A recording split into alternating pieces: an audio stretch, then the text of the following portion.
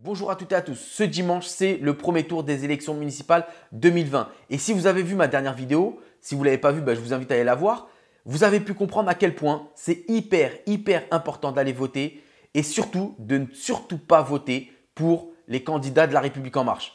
Et dans cette vidéo, je vais m'occuper déjà de mon département, du Val d'Oise et surtout je vais vous montrer tous les candidats investis, soutenus ou plus sûrement encore, des candidats qui sont cachés dans des listes, voire pire encore, comme par exemple à Goussainville, un candidat soutenu par La République En Marche et sur une autre liste caché une personne de La République En Marche qui était en 2017 sur une liste sénatoriale de La République En Marche. Alors surtout, partagez cette vidéo, que tous les Valdoisiens qui vont aller voter au moins sachent pour qui ils vont voter. Ou encore mieux, pour qui ils ne doivent pas voter. Alors peut-être qu'il y en a certains qui pensent que dans leur ville, il n'y a pas de candidat LREM.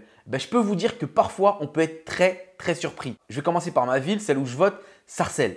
On a la liste de François Pupponi qui a sur sa liste 3 membres de La République En Marche, dont un délégué interministériel au ministère du Travail. Proche d'Emmanuel Macron, on a Patrick Toulmé. Ensuite, sur cette même liste, on a l'animatrice de La République En Marche sur Lochère-Sarcelles, Sabrina Hazan, et une 3e membre de La République En Marche. Ça fait quand même beaucoup. Ensuite, à Goussainville, on a Alain Louis qui est soutenu par La République En Marche. Et sur une autre liste, la liste de M. Hamida, quand on gratte bien, on a le nom de Sonia Wembou qui, en 2017, vous le voyez bien, était sur la liste de Alain Richard qui est aujourd'hui sénateur LREM. Sans transition, on passe directement à Saint-Olommone avec ce monsieur Alain Richard. On a monsieur Linquette qui est soi-disant pas forcément soutenu par La République En Marche. Mais qu'est-ce qu'on voit sur sa liste à la 9e position? Un certain Alain Richard. Donc là, je vous montre à quel point ils sont fourbes. Ils se cachent partout parce qu'ils ont vu que ça sentait mauvais. Ils essayent de se mettre sur toutes les listes possibles. Et tous ceux qui les intègrent dans leur liste sont complices et sont d'accord avec la politique qui est menée par Emmanuel Macron.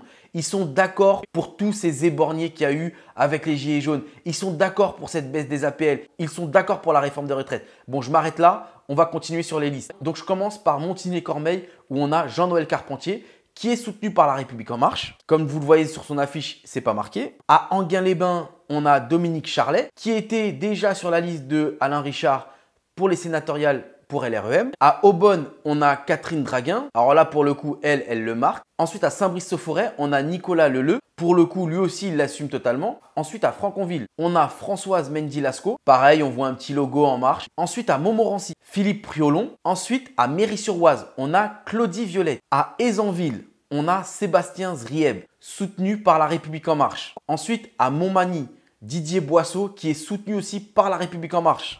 Ensuite, à Saint-Leu-la-Forêt, on a Franck Bernard qui est investi par La République En Marche. A priori, dans cette affiche, il a oublié de le mentionner. À Gonesse, on a Ilan Ildiz, investi par La République En Marche. Pareil, dans son affiche, on oublie de le mentionner. Ensuite, à Besançon, on a Sophie Stonstrom. Elle a fait le buzz avec son affiche et pour le coup, pas mal. Mais pareil, investi par La République En Marche. Ensuite, on a Soisy-sous-Montmorency avec David Corseiro, soutenu par La République En Marche. À Sannois, on a Dominique Gobet, soutenu par La République En Marche. À Garges, on a Benoît Gimenez, soutenu par La République En Marche. À Hermont, on a Xavier Aquin, soutenu par La République En Marche. À Louvre, on a Frédéric Navas, soutenu par La République En Marche. À Argenteuil, on a Dalila Kabesh, investi par La République En Marche. À Saint-Gratien, on a Abdel Sambel, investi par La République En Marche. Et ensuite, à Herblay, on a Christine Selexkovic, investie par La République En Marche. Donc, comme vous voyez bien, ils essayent d'investir partout, soutenir le maximum pour ensuite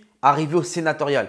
Si vous n'avez pas vu ma dernière vidéo, je vous invite à aller la voir pour voir vraiment la relation qu'il y a entre les deux. Voilà, partagez cette vidéo pour que tous les Valdoisiens et Valdoisiennes puissent au moins aller voter en âme et conscience. Parce que comme vous l'avez bien vu, sur les affiches, soit En Marche est écrit en tout petit ou bien, le plus souvent, ce n'est pas du tout mentionné. À très bientôt pour une nouvelle vidéo.